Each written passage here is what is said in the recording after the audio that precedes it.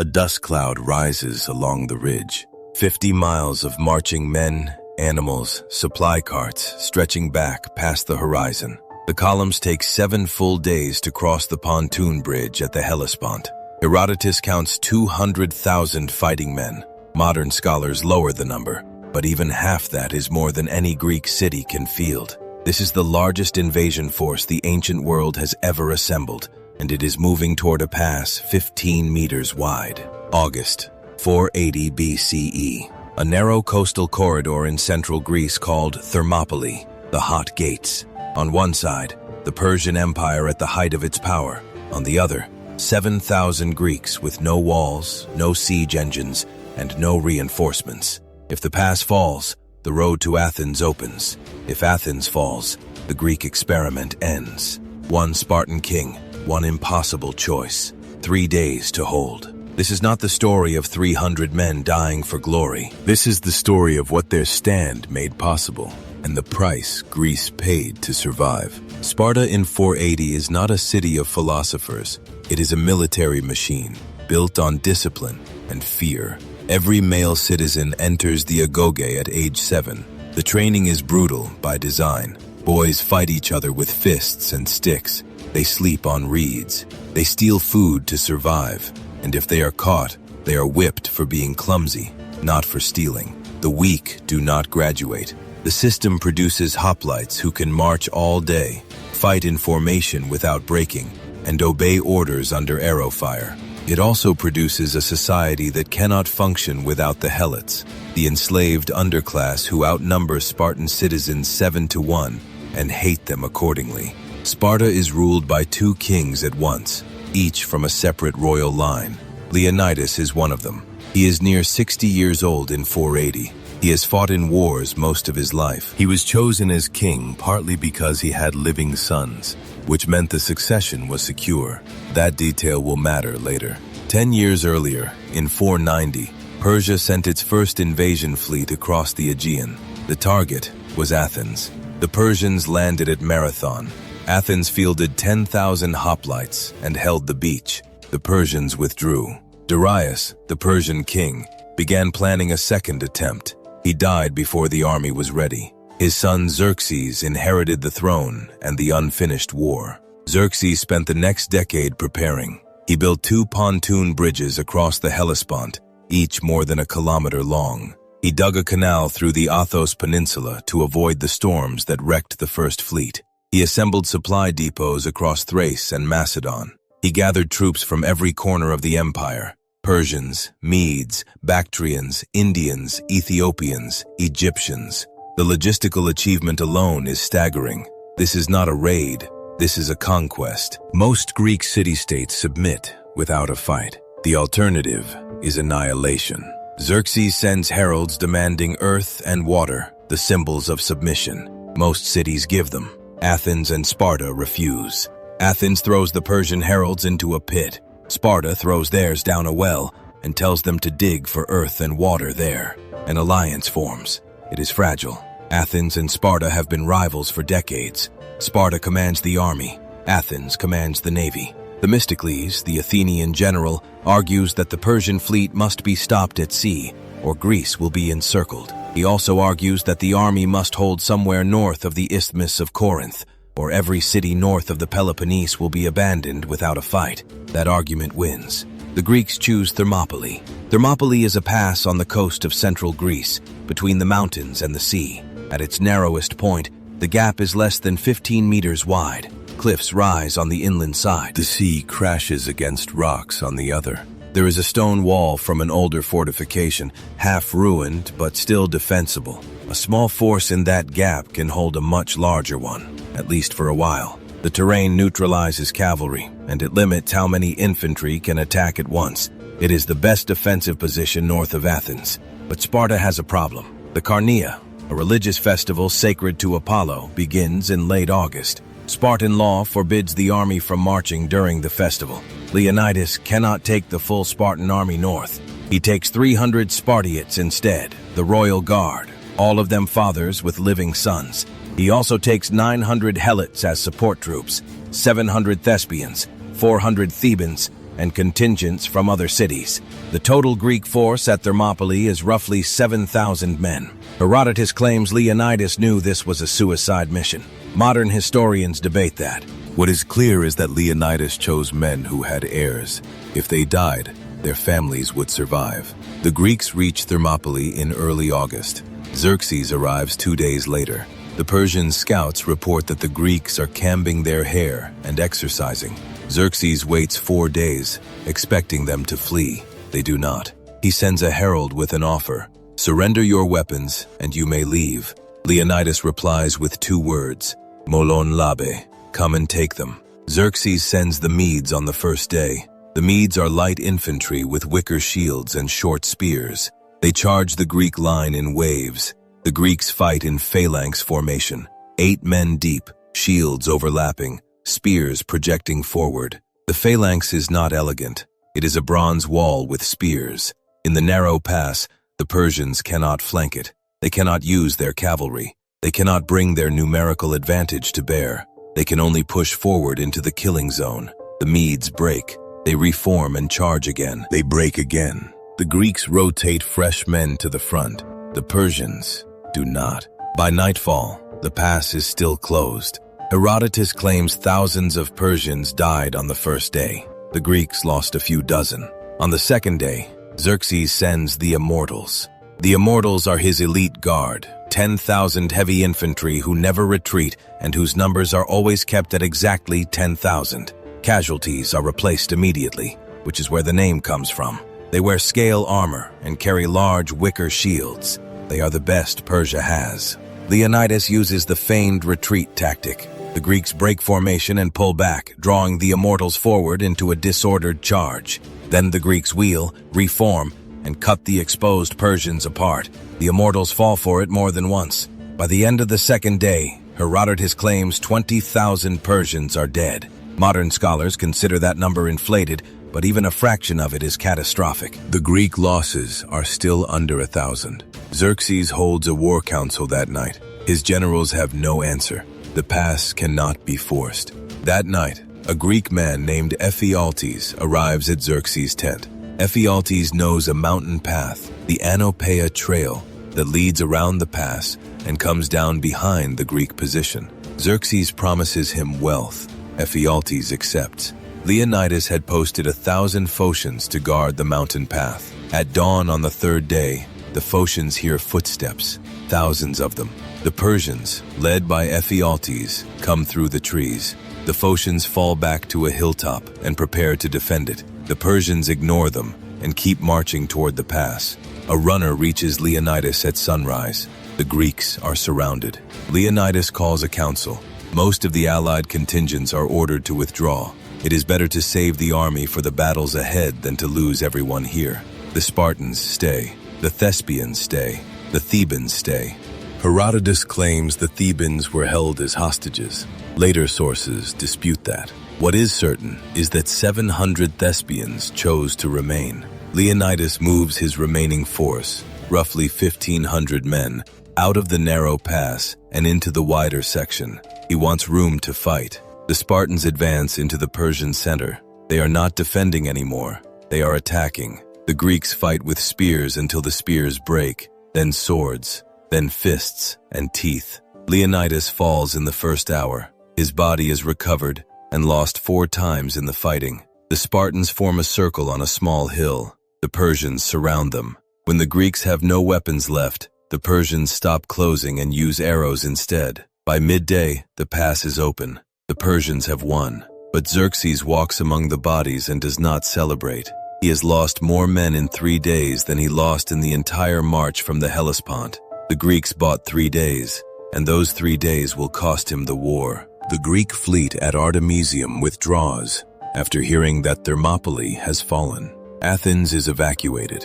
Women, children, and the elderly are sent south to the Peloponnese. The city is emptied. Xerxes enters Athens in September. He burns the Acropolis. The temples are destroyed. The statues are smashed. Persia has Greece. But Themistocles has used the 3 days to prepare a trap. The Greek fleet regroups at Salamis, a narrow strait west of Athens. Themistocles lures the Persian fleet into the confined water. The Persian ships are larger and cannot maneuver. The Greek triremes ram them from all sides. Xerxes watches from a throne on the shore as his fleet is destroyed. After Salamis, Xerxes returns to Persia. He leaves most of his army in Greece under his general Mardonius.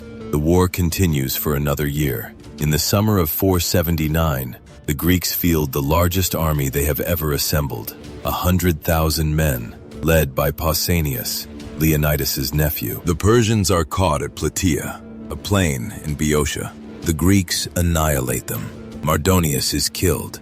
The survivors flee. The Persian invasion is over. The Greeks bury the Spartans at Thermopylae under a stone lion. The poet Simonides writes an epitaph. Go tell the Spartans, stranger passing by, that here, obedient to their laws, we lie. Thermopylae was a defeat. The Greeks lost the pass.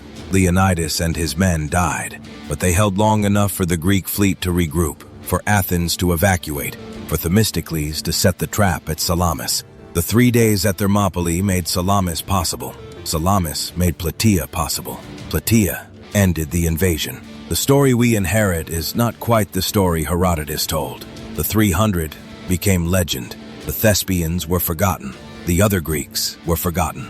Only the Spartans remained in the myth. But the truth is messier and more human. 1,500 men held a pass for 3 days, knowing the odds, knowing the cost, and bought Greece the time it needed. The pass is still there. The stones are still there. And so is the question they leave behind. What are you willing to defend? And what does that defense cost? Sparta existed through two contradictions no other Greek state could reconcile. The city produced the finest soldiers the ancient world had known, and it did so by building a society most Greeks would call a prison. Every male Spartan was shaped by the agoge. The system began at age 7. Boys were taken from their families and grouped into packs. They slept on reed mats in shared barracks. They were fed just enough to stay functional. Hunger was policy.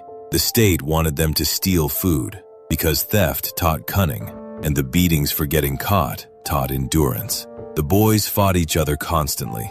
Older youths supervised the violence and joined in when a lesson needed force. At 18, a Spartan entered the reserve and began his real training. At 20, he joined the army. At 30, he became a full citizen with the right to attend the assembly and live in his own home, though he still ate in the communal mess and kept his weapons sharp. This was not education. This was industrial production of infantry. The city's survival depended on a second system most Spartans did not speak about in public. The Helots outnumbered the Spartans by at least 7-1, possibly more. Helots were Greeks, mostly from Messenia, conquered centuries earlier and kept as state property. They worked the land, they grew the food, they had families, villages, and memories of freedom, and Sparta responded with systematic terror.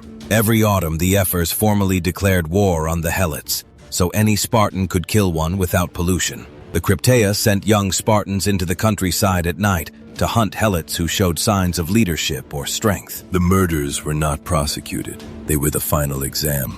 A society built on discipline and honor maintained itself through seasonal assassination. Sparta was not ruled by one man. It had two kings from separate royal houses, the Agiads and the Eurypontids. One king usually stayed in Sparta while the other led the army. This prevented either house from seizing total control, but it also meant every major decision required negotiation. In 480 BCE, the Agiad king was Leonidas. He was near 60. His name meant lion-like, and by the time Persia returned, he had spent 40 years as a hoplite, 20 as a commander, and 10 as king. He had not been the heir. His older half-brother Cleomenes had held the throne until madness and suicide ended his reign in 490. Leonidas inherited a kingdom that knew it was about to be tested, and a military that had no recent experience of full-scale war against an empire. The first test had come 10 years earlier. In 490 BCE, Darius I of Persia sent an expeditionary force across the Aegean to punish Athens for supporting a rebellion in Ionia. The Persians landed at Marathon with perhaps 25,000 men. and expected the Greeks to collapse. Athens sent a runner to Sparta asking for help. Sparta delayed because of a religious festival. By the time the Spartans arrived, Athens had already won. The Athenian hoplites charged the Persian line, broke through the center, wheeled inward, and surrounded the wings. The Persians retreated to their ships and sailed home, leaving 6,000 dead on the beach. Sparta showed up 2 days later to count the bodies. That delay became a permanent scar in Greek memory. Athens remembered that Sparta had excuses when the battle mattered. Sparta remembered that Athens claimed credit for a victory one city should never have won alone. Darius planned a second invasion, but died before it launched. His son Xerxes inherited the throne in 486 and spent 4 years assembling the largest invasion force the ancient world had seen. He ordered the construction of 2 pontoon bridges across the Hellespont, each more than a kilometer long, built on hundreds of ships lashed together with flax and papyrus cables. A storm destroyed the first set of bridges. Xerxes had the engineers beheaded and ordered the sea whipped. New bridges were built. In spring 480 BCE, the Persian army began crossing. Herodotus claims the crossing took 7 days and 7 nights without pause. He also claims the total force, including rowers, servants, and camp followers, reached 5 million. Modern scholars reject that number as impossible. The real figure was probably between 100,000 and 200,000 fighting men, supported by a fleet of 600 to 1,200 warships. Even at the lower end, this was the largest coordinated military operation anyone alive had witnessed. The army moved through Thrace and Macedonia, then turned south into Greece. Xerxes sent heralds ahead demanding submission. Most Greek cities gave it. The request was simple: earth and water. A city that handed over a clump of soil and a cup of water acknowledged Persian sovereignty and could expect to keep its walls and its government, provided it supplied troops and grain. Refusal meant the army would arrive, the walls would come down, the men would be killed, and the women and children would be sold. Dozens of cities north of the Isthmus of Corinth submitted without a fight. Thebes submitted. Argos stayed neutral. Corcyra promised help, but never sent it. By midsummer 480, the Persians controlled everything north of central Greece, and the Greeks who refused to submit were running out of defensible ground. Athens and Sparta both refused. When Xerxes' heralds reached Athens, the Athenians threw them into a pit. When the heralds reached Sparta, the Spartans threw them into a well and told them to dig their earth and water out of the bottom. These were conscious violations of diplomatic immunity and an open declaration that no negotiation was possible.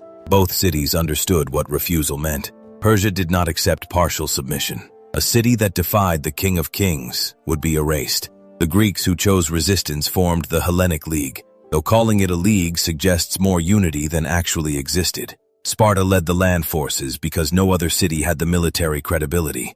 Athens led the navy because no other city had enough ships. Themistocles, the Athenian general, understood that the Persian fleet had to be stopped, or Greece would be encircled. He also understood that the Persian army could not be stopped in open battle. The Greeks needed terrain that canceled Persian numbers, and they needed it soon. Because once the Persians reached the Isthmus of Corinth, the southern cities would have no choice but to submit or burn. The strategic debate came down to 2 options. Some Greek commanders wanted to abandon everything north of the Isthmus and build a wall across the narrowest point. That would protect the Peloponnese, but it would also mean sacrificing Athens, Thebes, and half of Greece. Themistocles argued for a forward defense at Thermopylae. The pass was only 15 meters wide at its narrowest point. It sat on the coast, so the Greek fleet could fight alongside the army at Artemisium and prevent the Persians from landing troops behind the line. If Thermopylae fell, the fleet would retreat, and the Greeks would have to fight at the Isthmus anyway. But if Thermopylae held, the delay might give the southern cities time to mobilize fully. Sparta agreed to send a force, but there was a timing problem. The Carnea, a sacred festival honoring Apollo, began in late August and lasted 9 days. Spartan law forbade the army from marching during the Carnea. The Olympic Games imposed a similar restriction. Sparta could send an advance guard, but the main army would have to wait until the festival ended. Leonidas chose 300 Spartiates to march north. These were not the youngest or the strongest. They were all men over 30 with living sons. The selection was deliberate. If the advance guard was wiped out, Sparta needed the family lines to continue. He also brought 900 helots as armor-bearers and support troops. Other Greek cities sent contingents. Thespiae contributed 700 hoplites. Thebes sent 400, though their loyalty was uncertain. Smaller cities sent 50, 100, 200 men. By the time the Greeks reached Thermopylae, the total force numbered roughly 7,000. Leonidas commanded them all, but everyone understood this was a holding action. The real question was whether the main Spartan army would arrive before the Persians broke through.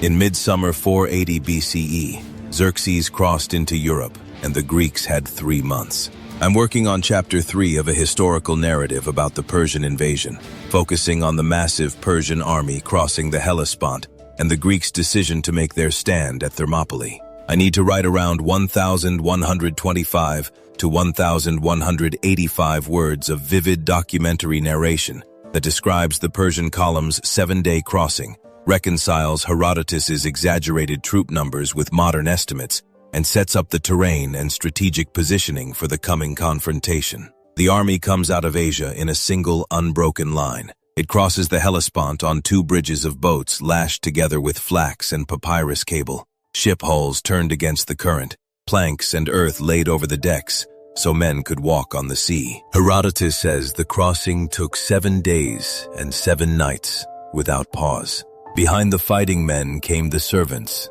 the drovers, the baggage trains, the herds driven along for slaughter. The column, by the ancient account, stretched more than 50 miles. From the front rank to the last cart, whole days of marching separated one end from the other. The soldiers came from every corner of the empire, Persians and Medes in scaled coats, bowmen from the eastern provinces, cavalry from the plains, spearmen carrying wicker shields, and behind them, the peoples of the coast in their own dress, speaking their own tongues, marched under officers they could barely understand. This was not one nation at war. This was a continent on the move, and it moved toward Greece. The size of it has been argued for 2,500 years. Herodotus gives numbers that cannot be true. He counts the land army at over 1,700,000, and the full host, with sailors and camp followers, at more than 5 million. No ancient economy could feed such a mass on the march.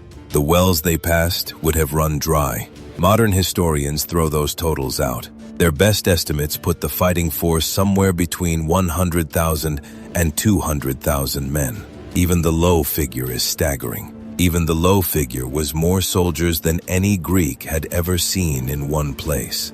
And that is the point the numbers were built to carry. The exact count does not matter. What matters is that the Persians could lose 10,000 men and not feel it. The Greeks could not lose 100 without noticing. In the cities of the south, men argued about where to stand. The debate was not academic. It decided who would live and who would burn.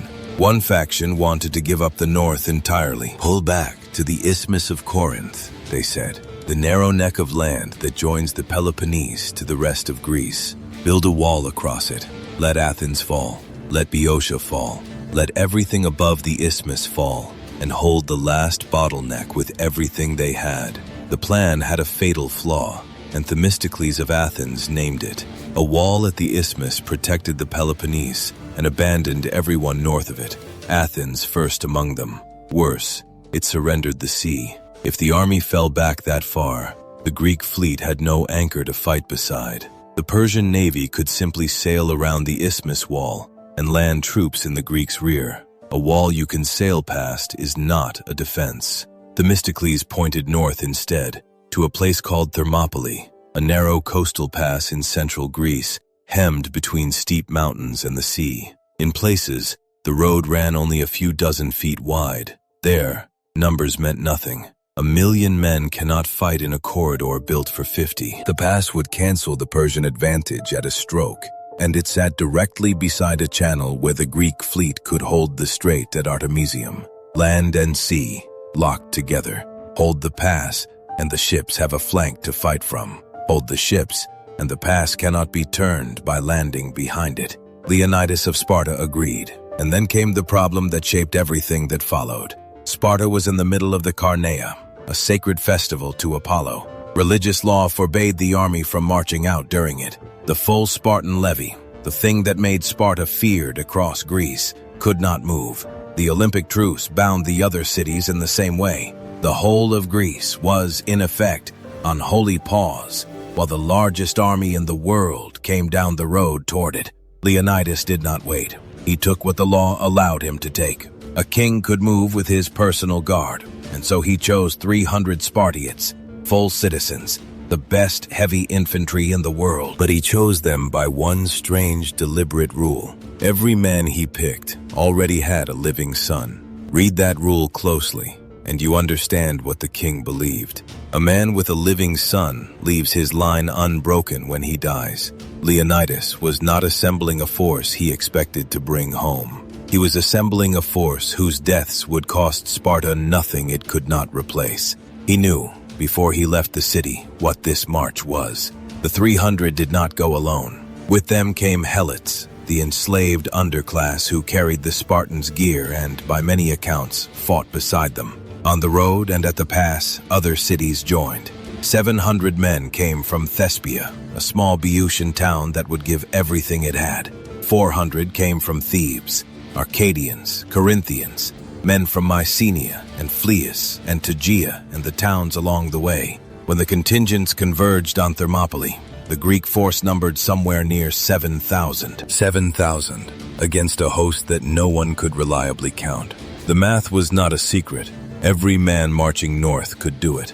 This was never meant to be the army that saved Greece. It was a vanguard, a holding force, sent to buy time with their bodies while the cities behind them finished their festivals and mustered their real strength. Leonidas understood this better than anyone. The sources suggest he went north expecting to die there, and that the choice of men who had already fathered heirs was his quiet acknowledgement of it. He was near 60 years old. He had spent his whole life inside a system built for exactly this moment. When it came, he did not flinch from it. So the columns moved. Small bands of hoplites, a few hundred here, a few hundred there, threading the mountain roads of central Greece toward a single point on the coast. Their bronze caught the summer light. Their red cloaks marked the Spartans among them. Ahead lay a strip of ground between the cliffs and the water, a wall of old stone across it, and the smell of sulfur rising from the hot springs that gave the place its name. Behind them, the dust of the Persian march was already visible on the horizon. Xerxes was closing fast. By the time Leonidas reached the pass, the King of Kings was 2 days away, and the ground where it would all be decided was waiting.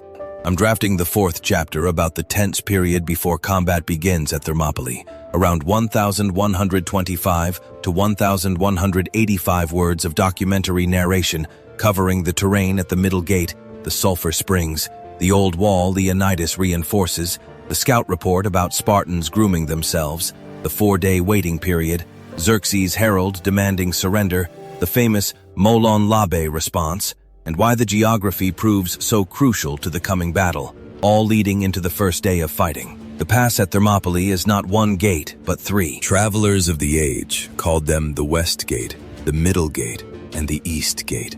Leonidas chose the middle. It was the tightest ground he could hold. On one side rose the sheer flank of Mount Kallidromon. On the other lay the Malian Gulf, its water close enough to smell. Between them ran a track so narrow that in places a single cart could barely pass. This is why the place mattered more than any wall or number. Somewhere along that track, warm springs broke from the rock. They fed shallow pools and left the air thick with sulfur. The Greeks called the site the Hot Gates. The name was older than the battle. It would outlast it. At the middle gate stood the ruins of a fortification. The Phocians had raised it in an earlier war, then let it fall. Leonidas found it broken and put his men to work. They stacked the loose stone back into a barrier across the throat of the pass. It was rough. It would not have stopped a determined siege, but it did not need to. It gave the Greeks a line to fall behind, a marker to defend, and a place to rest between fights. Understand what the ground took away from Xerxes. His strength was scale. His army moved on the weight of numbers, on cavalry that could sweep a flank, on archers massed in the thousands. None of it worked here. Horses had no room to charge. A general could not send 10,000 men wide to curl around the Greek line. The mountain sealed one side, the sea sealed the other. Whatever force Xerxes committed, only the front rank could reach the enemy. The pass reduced his millions to a frontage a few dozen men wide. On that frontage, a Persian levy and a Spartan met as equals of space, if not of skill. And in a contest of skill, the Greeks held every advantage. Xerxes did not seem to grasp this at first. When his army reached the plain before the pass, he made camp and sent forward a single rider to look. The scout climbed close enough to see the Greek position behind its wall. What he saw confused him. The Spartans were not manning the rampart. They were outside it, on open ground. Some were stripped and exercising. Others sat combing their long hair. They did not form up. They did not shout. They barely looked at the horsemen watching them. The scout could count only a fraction of the whole Greek force, and he rode back to report that the enemy seemed to be grooming themselves for a festival. Xerxes could not make sense of it. He summoned Demaratus, an exiled Spartan king who traveled with the Persian court. Herodotus gives us the exchange, so treat the words as the historian's account rather than a transcript. Demaratus told the king that this was the Spartan custom. When these men prepared to risk their lives, they dressed their hair. It was the practice of soldiers about to fight to the death. Xerxes, Herodotus says, could not believe so small a force meant to stand against him, so he waited. For 4 days, the Persian army sat before the hot gates and did nothing. Xerxes expected the Greeks to lose their nerve and flee. Every hour of daylight was an invitation to run. The Greeks did not run. They held the pass, rotated their watches, and let the king's patience curdle into anger. When waiting failed, Xerxes tried words. He sent a herald forward to the Greek line with a simple demand: lay down your arms. Some versions of the message offered more: submit, and Xerxes would make the Greeks friends of Persia, grant them better land than they now held, let them keep their freedom under his crown. The bribe and the threat arrived together, as they so often did in the mouth of empire. Leonidas answered the offer of land and friendship first. If he understood the good things of life, he said, he would know there was more honor in taking them by his own strength than in receiving them from a king. Then came the second demand, the one that has outlived everything else. Hand over your weapons. Leonidas gave 2 words, molon labe, come and take them. It was not a boast. It was a statement of the only terms the Spartans would accept. The weapons would change hands over the bodies of the men holding them, and not before. There was nothing left to negotiate. Word of the reply moved back through the Persian ranks to the king. Xerxes had crossed 2 continents, bridged the Hellespont, and fed an army the size of a nation across hostile ground. He had burned through 4 days of daylight on the hope that a few thousand men would see reason and scatter. They had combed their hair. They had refused his gold. They had told him to come and take their spears in person. His patience ran out. The decision he made converted the whole standoff into something else. Up to this moment, it had been a waiting game, a test of nerve across an empty stretch of track. Now, it became a killing ground. Xerxes ordered his troops forward to seize the pass by force and to take these men alive if they could, to teach the rest of Greece what defiance cost. He gave the first assault to the Medes, seasoned subjects of the empire, and reportedly told them to bring the Greeks before him in chains. Thousands of men shouldered their wicker shields and short spears and looked down the narrow throat of the pass toward a wall of bronze they could not go around. The Greeks watched them come. Behind the repaired wall, the front ranks locked their shields and set their spears. The sulfur haze drifted over the stone. The sea lay flat and gray to their left, the cliff hard to their right, exactly as Leonidas had planned. Every advantage the Persian host carried across half the known world stopped at the mouth of this pass. At dawn, the order passed down the Persian line. The first ranks began to move. They stepped onto ground where numbers meant nothing, and the choke point waited to teach them what a few disciplined men could do to an army that could only come one narrow row at a time. The Persian dead lie in heaps. Blood runs into the sea. For 2 days the narrow pass has held, and every wave Xerxes sent forward broke against the Spartan line. The Medes fell. The Immortals fell. 20,000 bodies, and the Greeks still stand. But on the night of the second day, a local man approaches the Persian camp. He knows a mountain path. By dawn, the trap will close. August 11th, 480 BCE, the first day of fighting at Thermopylae. Xerxes believed the Greeks would flee once they saw the size of his army. They did not. Now he must take the pass by force. He sends the Medes forward. They are light infantry, wicker shields, short spears, no armor heavy enough to stop a Greek spear thrust. They are expendable. Xerxes has more. The Spartans wait behind the repaired wall at the middle gate. The pass here is 15 meters wide at most. The cliffs rise on one side. The sea crashes on the other. There is no room to flank, no room for cavalry, no room to bring the weight of the Persian army to bear. The fight will be decided by whoever controls this narrow strip of ground.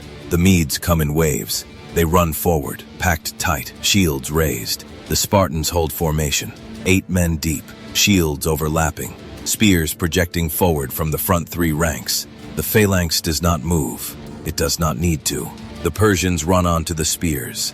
The mechanics of the phalanx are simple. Each man stands shoulder to shoulder with the next. The shield covers his left side and the right side of the man beside him. The spear is 8 feet long. It reaches past the front rank. A Persian charging the line faces 3 spear points before he can strike back. If he gets past the spears, he meets the shield wall. If he breaks one shield, the man behind steps forward. If a Spartan falls, another takes his place.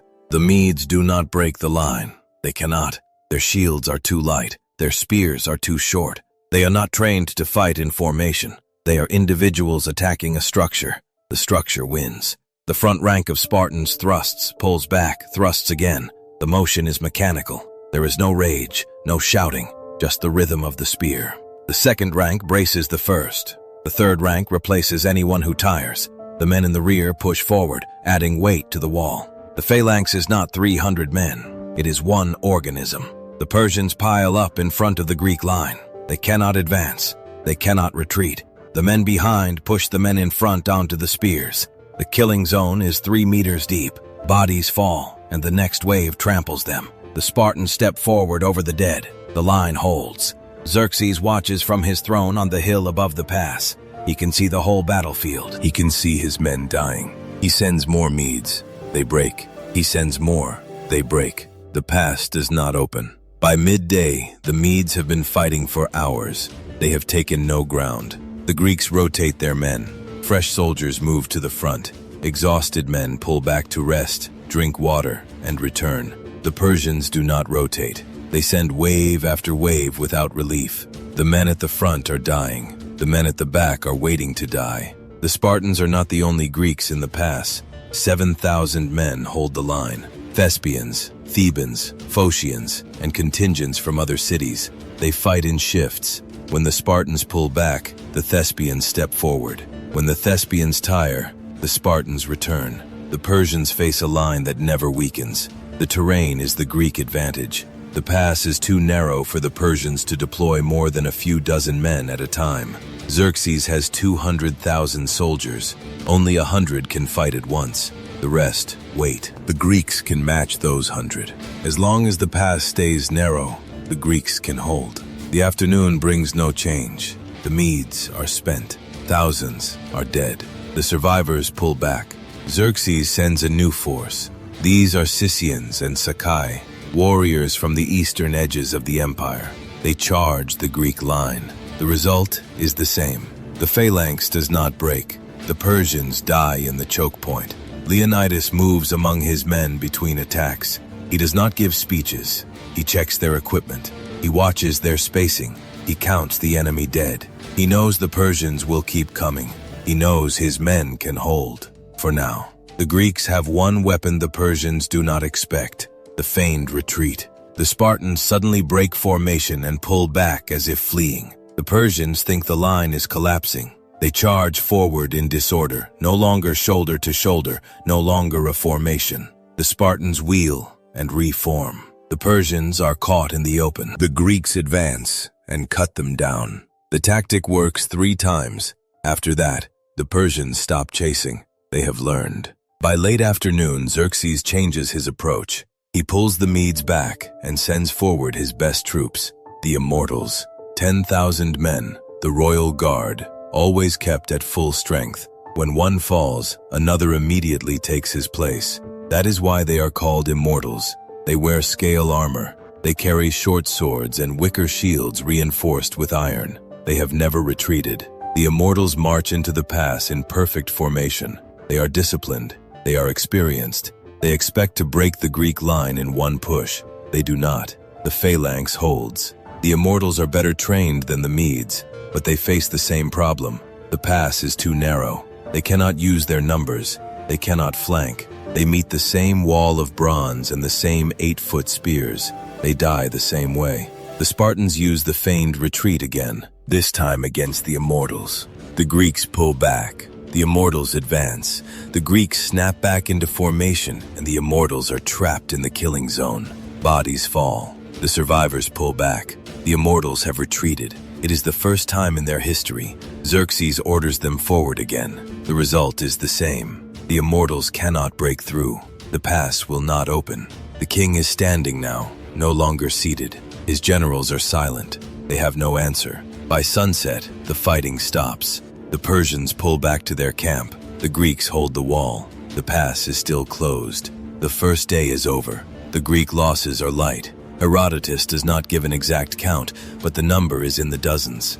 The Persians have lost thousands. The bodies are piled so high in front of the Greek position that the next wave will have to climb over them. Leonidas walks the line after dark. His men are exhausted but steady. They have held. They know they can hold again. The Spartans clean their weapons. They repair their shields. They eat. They sleep in shifts.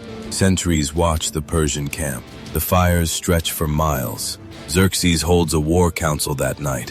His generals report the losses. The Medes are broken. The immortals are shaken. The pass cannot be taken by frontal assault. The Greeks are too disciplined. The ground is too narrow. The king asks for options. No one speaks. The Persians have more men. They have more supplies. They can keep sending waves forward until the Greeks are ground down. But the cost is staggering. At this rate, Xerxes will lose tens of thousands before he breaks through. And there is no guarantee the Greeks will break. They might hold for weeks. One day of fighting has proven what the Greeks already knew. The pass equalizes the armies. Persia's size does not matter here. The only thing that matters is discipline, and the Greeks have more of it. Xerxes sends heralds to the Greek camp under truce. The message is simple: surrender. The Greeks refuse. Leonidas does not reply. The Persians prepare for the second day. They know it will be the same. Waves of infantry, the same narrow ground, the same bronze wall. They have no better plan. The second day of battle will bring the immortals back, and it will bring Leonidas's final tactical gamble. The immortals move through the darkness in column formation. 10,000 men stepping in unison along a path barely wide enough for 3 abreast. Their footsteps were muffled by the forest floor, but not silent. Somewhere ahead, through the trees and the pre-dawn mist, the Greek camp slept. The second day had ended without resolution. Xerxes had committed his best troops to the pass and watched them break against the same bronze wall that had shattered the Medes the day before. The immortals wore scale armor that caught the light like fish skin. They carried wicker shields reinforced with iron and short stabbing swords designed for close work. They were called immortals because their number never changed. If one fell, another stepped into his place before the body cooled. The unit was always 10,000, always full strength, always ready. Leonidas used them against themselves. The Spartans would hold formation until the Persians committed, then fall back in apparent disorder, drawing the attackers deeper into the narrow ground. The Persians would surge forward, sensing a break. Then the Greeks would wheel, reform, and close like a trap. The immortals fell for it 3 times. Each time they charged into what looked like a rout and found themselves crushed between the cliffs and a restored phalanx bristling with 8-foot spears. The phalanx worked because it turned men into geometry. 8 ranks deep, shields overlapping, spears projecting forward in 3 staggered rows so that every man in the front faced not 1 spear, but 3. The shield was not just protection, it was a tool. A Spartan locked his left shoulder behind the bronze face of his shield and pushed.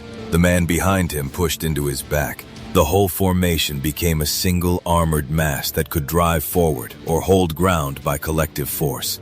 In the pass, where the Persians could not flank or deploy cavalry or bring their numerical advantage to bear, that mass was unbreakable. The cost showed in the numbers. Herodotus claims that by the end of the second day, Persian dead reached 20,000. The Greek losses were still under 1,000. But Herodotus also claims Xerxes brought 2.5 million men to Greece, which is impossible. Modern estimates put the Persian army at somewhere between 100,000 and 200,000 fighting men. Even the lower number is overwhelming. Even the lower number makes the Greeks stand at Thermopylae an absurdity. And even if Herodotus inflated the casualties, the pattern is clear. The Persians were losing men at a rate that could not be sustained. The Greeks were losing men slowly, but they had no reserves and no rotation. Every hour of fighting ate into a force that could not be replaced. Xerxes called a war council that night. His generals had no solution. The pass could not be forced. Cavalry was useless. Archers could not find angles in the narrow ground. The Immortals, the best Persia had, could not break through. One of the generals suggested a naval assault to land troops behind the Greek position, but the Greek fleet was still holding at Artemisium, and the sea was not safe. Another suggested waiting, starving the Greeks out, but the Greek supply line ran south through friendly territory. The Persians were the ones on extended logistics in hostile land. Time favored the defenders. Then a Greek walked into the camp and asked to see the king. His name was Ephialtes. He was a local man from the area around Thermopylae. The sources disagree on his motive. Herodotus says he wanted money. Other accounts suggest personal grievances or political alignment with Persia. What is certain is that he knew the mountains, and he knew a path the Greeks had not blocked. The Plataea trail. It wound through the hills east of the pass, climbed the ridge, and came down behind the Greek position. It was not a secret. Leonidas knew it existed.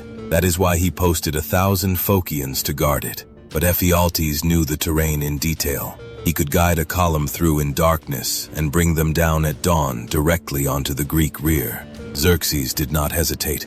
He offered Ephialtes a fortune and gave the mission to Hydarnes, the commander of the Immortals. Hydarnes took his full 10,000 and began the climb just after midnight. The Persians moved in silence. The column stretched for miles along the narrow trail. The forest was thick. Visibility was near zero. They relied on Ephialtes to lead and on their own discipline to follow. By the time the sky began to lighten, they were halfway around the pass. The Phocians heard them first. The sound of 10,000 men moving through a forest is not something you can hide completely. Footsteps, gear shifting, breath. The Phocians woke, grabbed their weapons, and formed up on a low hilltop overlooking the trail. They expected the Persians to stop and fight for control of the path. The Persians did not stop. Hydarnes saw the Phocians, saw that they were not blocking the trail itself but had moved to higher ground, and made the correct tactical decision. He ignored them. The Immortals kept marching. The Phocians, isolated on their hill and unsure whether this was the vanguard of a larger force, did not pursue. They stayed in position and watched the column pass. A runner reached Leonidas just after sunrise. The pass was turned. The Persians were coming down the mountain. The Greeks were surrounded. Leonidas called his officers together. The situation was clear. If they stayed in the pass, they would be caught between two armies and destroyed without achieving anything. If they all withdrew, the Persians would take the pass unopposed and march straight into central Greece with no delay. The question was not whether to retreat. The question was, who would stay to buy time for the retreat and how long they could hold. Leonidas dismissed most of the allied contingents. Better to save those men for the battles that would follow. The Spartans would stay. So would the Thespians and the Thebans, though Herodotus claims the Thebans were held as hostages and later deserted. Modern scholars dispute that account, noting that Theban dead were found among the Greek casualties after the battle. What is not disputed is that the Thespians stayed voluntarily. 700 men from a small city with no strategic obligation and no hope of survival. They stayed because the Spartans stayed. When the other Greeks marched south out of the pass at dawn on the third day, the Thespians remained in formation beside the Spartan shields. No one recorded their names. Herodotus lists the Spartan dead individually. He does not list the Thespians. The force that remained numbered roughly 1,500, 300 Spartans, 700 Thespians, 400 Thebans, a handful of helots. They knew the Persians were behind them. They knew the main Persian army was in front of them. They knew they had hours at most. Leonidas made one final decision. He would not wait in the narrow pass for the Persians to close the trap. He would take his men forward into the wider ground and force the Persians to fight for every meter. If they were going to die, they would die advancing. The Spartans moved out of the pass at dawn and began killing Persians. I'm drafting Chapter 7 as the climax, around 1,125 to 1,185 words in documentary voice with present tense tension and sharp visual sentences. The scene opens with Phocians at dawn, hearing approaching footsteps, falling back to a hilltop before being bypassed. Then a runner reaching Leonidas at sunrise to report what's happened. From there, a council convenes where the order comes to withdraw, though the Spartans, Thespians, and Thebans choose to stay behind. I need to handle the disputed historical claim about the Thebans being held against their will versus the Thespians staying by choice, then move into the final stand itself. Leonidas positioning roughly 1,500 men on wider ground, the Spartans advancing into the center, where combat devolves from spears to swords to bare fists. Leonidas falling early with his body fought over multiple times, the survivors regrouping on a low hill before Persian archers bring them down. The scene closes with Xerxes walking among the dead at midday, without any sense of triumph, then transitions into how this battle didn't actually end the war. I'm keeping the pace deliberate, avoiding M-dashes and any artificial tells, aiming for around 1,150 words. Dawn on the third day comes gray over the mountains. High on the Anopeia trail, roughly 1,000 Phocians stand at their posts. They hear it before they see it. Footsteps in the leaves, thousands of them, climbing steadily out of the dark. The Phocians scramble up to a hilltop and form ranks. They expect the fight of their lives, but the Persian column does not turn to meet them. Ephialtes has told his guides what matters, and it is not 1,000 men on a rock. The Persians loose a few volleys of arrows, then press on down the trail toward the pass. The Phocians are left standing on their hill, unbeaten and irrelevant. The line has been turned. A runner breaks away and races down the mountain in the early light. He reaches Leonidas as the sun clears the ridge. The message is short. The enemy is behind them. Leonidas already knows what this means. Seers had read the same thing in the entrails that morning. The Greeks holding the wall are about to be caught between two armies, hammer and anvil, in a pass with no way out. He calls a council. The allied commanders gather in the cold. Some argue to stay, some argue to go. Leonidas ends it. He orders most of the contingents to leave while the road south is still open. There is no glory in throwing thousands of men into a trap that cannot be won. Better to save them for the battles that are coming. The allies march out. Column after column files back through the pass and into the hills, and the Spartans watch them go in silence. 3 groups remain. The 300 Spartans stay, because a Spartan does not abandon his post. The 700 Thespians stay with them, and this is the detail the myth forgot. They are not Spartans. They are farmers and townsmen from a small city. They choose to die beside Leonidas when they could have walked away. Herodotus says they refuse to leave. The Thebans stay too. Herodotus claims Leonidas held them against their will as hostages for their city's loyalty. Later writers doubted him. Some thought the Thebans stood willingly and were slandered afterward because Thebes went over to Persia. The records disagree, and we cannot settle it. What is certain is that when the last morning came, the Thebans were in the pass. Leonidas does not wait to be surrounded. He knows the Persians on the trail will need hours to descend. He has that long. So he changes the plan that had worked for 2 days. He leads his remaining men, roughly 1,500 of them, out from behind the wall and into the wider part of the pass. For 2 days the Greeks had defended. Now they attack. The Spartans advance into the open ground and drive straight for the center of the Persian mass. There is no more holding a line. There is only pushing forward into more men than they can count, killing as they go. Herodotus writes that they fought with reckless fury, like men who had already given up their lives and only wanted to sell them dear. The Persians come on under the whips of their officers. Many are trampled by their own numbers. Some are driven into the sea. The pass fills with the crush of bodies. and the Greek spears do their work until the spears begin to break. When the long spears shatter, the Spartans draw their short swords and keep killing. When the swords are gone, Herodotus says they fought with hands and teeth. The formation that had made them unbreakable dissolves into a brawl of dying men. Leonidas falls early, in the thick of it. The king of Sparta goes down somewhere in that first hour, and around his body the fighting turns savage. The Persians want the corpse. The Spartans will not let them have it. 4 times the two sides surge over his body, and 4 times the Greeks drive the Persians back and drag their king out of reach. 2 brothers of Xerxes die in that struggle over a dead man.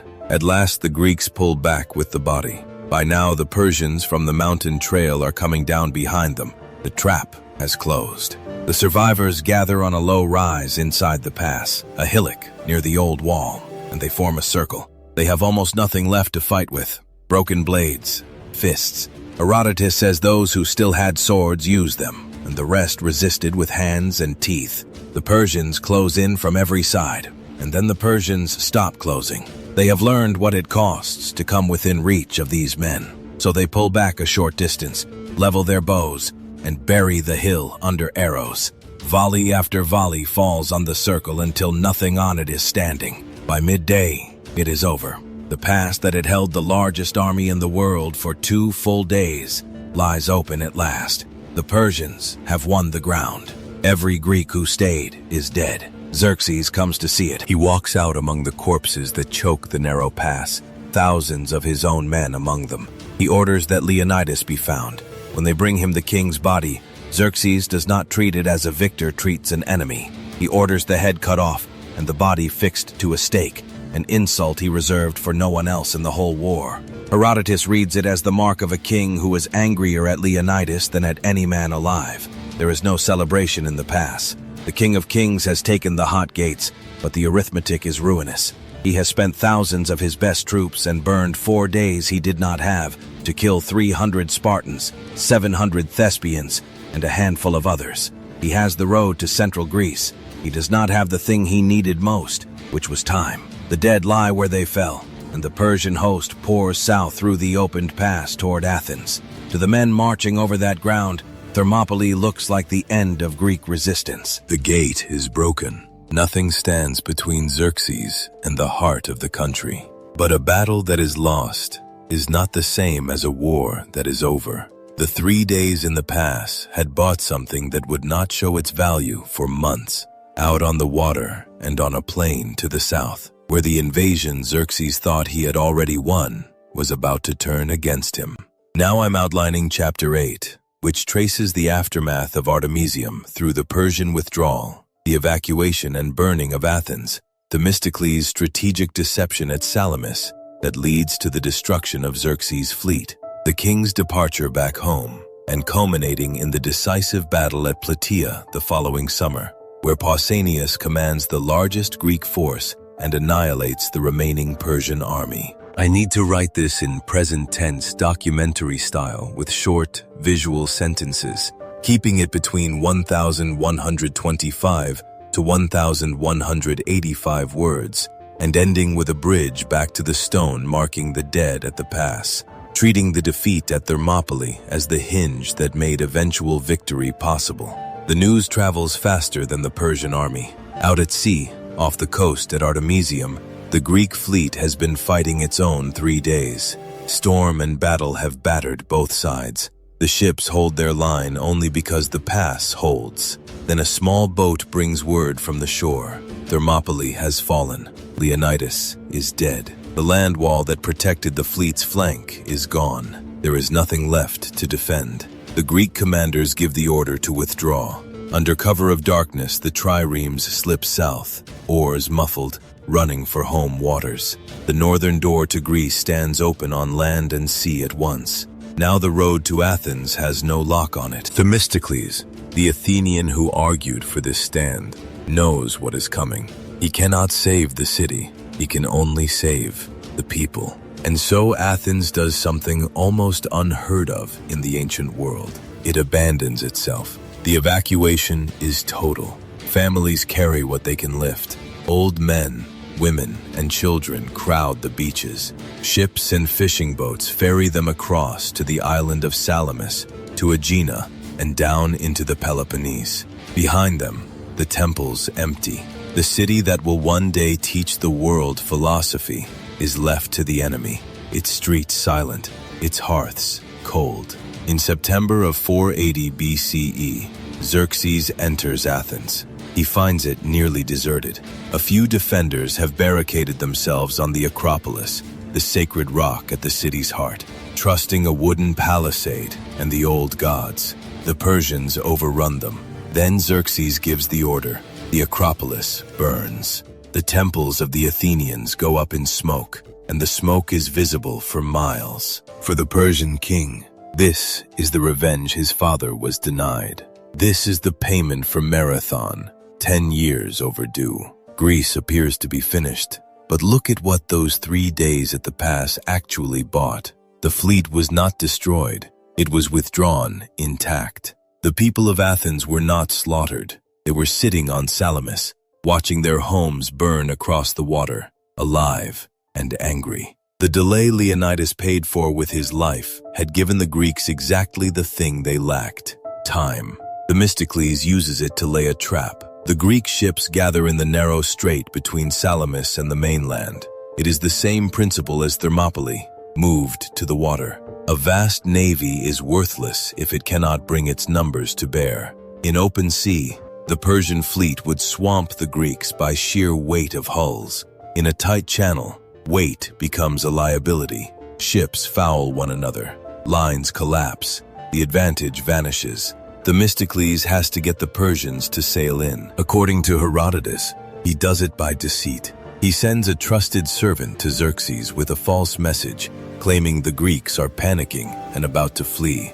Attack now, the message says, before they scatter. Xerxes believes it. He orders his fleet into the strait at night to seal both ends. At dawn, late in September, the Persian ships crowd into the narrows, hundreds of them, packed hull to hull.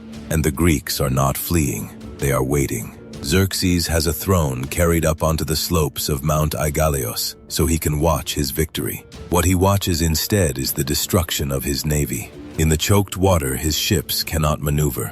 The Greek triremes ram them from the flanks, shattering oars, splitting timber, spilling men into a sea they mostly cannot swim. The rear ranks press forward into the wreckage the front ranks are becoming. By the end of the day, the strait is full of broken ships and floating dead, and most of them are Persian. Salamis breaks the invasion's back. Without a fleet, Xerxes cannot supply an army of that size through another winter, and he cannot be sure the Greeks will not sail to the Hellespont and cut off his road home. The king does not wait to find out. He leaves most of his army in Greece under his general Mardonius, and he turns for Asia with the rest. The King of Kings goes home. But the war is not over. He has left a spear in the ground behind him. Through the winter and into the summer of 479 BCE, the two sides gather for a final reckoning. Mardonius has picked the best of the Persian forces. The Greeks, for once, answer with something like unity. On the plain near the town of Plataea, they assemble the largest Greek army that has ever taken the field. Herodotus gives numbers so high that historians treat them with caution. But even the careful estimates make this the biggest land battle of the whole war. And the man who commands it is a Spartan named Pausanias. He is a kinsman of Leonidas, regent for the dead king's young son, carrying the same royal blood down onto the plain. What Leonidas began at the pass, his own family will finish on open ground. The fighting at Plataea is confused and hard. There are days of maneuver, of thirst and skirmishing, before the lines finally close. Then the discipline that failed to save the 300 does its work at full scale. The Spartan infantry holds and grinds forward. Mardonius is killed in the press. When their general falls, the Persian army loses its nerve, and the retreat becomes a rout, and the rout becomes a slaughter. The force Xerxes left to conquer Greece is all but annihilated on the field. That is the moment the meaning of Thermopylae finally comes clear. The stand at the pass was a defeat. The Greeks lost the ground, lost their king, lost the men who stayed. But every hour they held stripped time from Xerxes and handed it to the fleet at Salamis and the army at Plataea. The battle they lost is the reason the war was won. The 3 days that ended in a hill covered with Spartan and Thespian dead are the hinge the whole reversal turns on. The Persians never come again in force. Greece survives, and the idea of Greece survives with it. And so the story circles back to where the killing happened. When the fighting is done and the Persians are gone, the Greeks return to the narrow pass between the mountains and the sea. They come to bury their dead. They mark the ground where the last men fell, and they set a stone over them. And on that stone, they cut a few short lines meant to speak to everyone who ever passes that way. What those words say, and why we remember so few of the men they honor, is the last thing left to understand. Now I'm writing the final chapter, a reflective outro that brings together the broader historical context. I need to weave in the Simonides epitaph and the burial under the stone lion, then grapple with why we've mythologized the 300, while forgetting the 700 Thespians and other Greek contingents, and acknowledge the helots who fought but weren't counted. The piece should land on an honest assessment. Thermopylae wasn't their greatest victory, but it revealed something essential about free men fighting to defend their homes. They fought with a different intensity than those without that stake. I'll close with the pass at dawn, empty and still, the sea calm, the stones remaining as witnesses. The Greeks came back to bury their dead where they fell. They raised the earth over the bodies in the pass, and above the mound they set a stone lion. It marked the spot where Leonidas had gone down fighting. The lion is gone now. The stone that remains carries words instead, and those words have outlived every wall and weapon in this story. The poet Simonides is traditionally credited with the lines, "Go tell the Spartans, stranger passing by, that here, obedient to their laws, we lie." It is not a boast. It is a message meant for people far away, carried by a stranger who happens to walk the road. The dead speak in the plainest terms. They did what their city asked. They stayed. That was all. We have carried that message for 2,500 years. But somewhere along the road, the message changed. It stopped being about all the men in the pass and narrowed to a single number, 300. The story we inherit is not quite the story Herodotus wrote down. Look at the account again and the crowd returns. 700 Thespians stood in that final line. They were not Spartans. They were citizens of a small Greek city that would be burned to the ground for this choice. No law forced them to stay. When Leonidas released the other contingents, the Thespians refused to leave. They chose the pass and the death that came with it. Their commander was named Demophilus. Almost no one remembers him. The helots were there too. Sparta did not march without them. These were the enslaved people who carried the gear, tended the camp, and by most accounts fought and died in the same pass as the masters who owned them. Herodotus barely counts them. The monuments forgot them entirely. But the 7,000 who first held the line, and the 1,500 or so who stayed at the end, were never 300 men. The Spartiates were the smallest part of the force. Even the Thebans are folded into the legend and then twisted. Herodotus claims they were held against their will and surrendered when the end came. Later writers repeated it. Modern historians treat the detail with suspicion, because Herodotus wrote in a period when Thebes and Athens were enemies, and a shameful story served a purpose. The records are incomplete, and the men who could have corrected them were dead in the dirt of the pass. So the number won. It was cleaner. 300 Spartans against an empire fit on a monument and in the mouth of a storyteller in a way that 7,000 mixed allies never could. The myth kept the discipline and cut away the complication. It kept Leonidas and lost Demophilus. It kept the free citizens and erased the enslaved. Until, in the end, only the number remained. Restoring the others does not shrink the Spartans. The 300 did stand. They did die where they were told to stand, obedient to their laws, exactly as the stone says. But the truth is larger and harder than the legend, and the larger truth is the more human one. Men from several cities, free and unfree, chose to hold a line they knew they could not survive. That is the fact the number buried. And here is the verdict the myth resists. Thermopylae was a defeat. It was not the greatest Greek victory of the war. The pass was lost. The men in it were killed. The road to Athens opened, and Xerxes took it. If you measure the battle by ground held and lives spent, Persia won those 3 days without question. But Xerxes learned something in that pass that his empire had no answer for. He commanded subjects. Millions of them obeyed because a king ordered it. And behind the front ranks stood officers with whips to drive them forward. That system could move an ocean of men across 2 continents.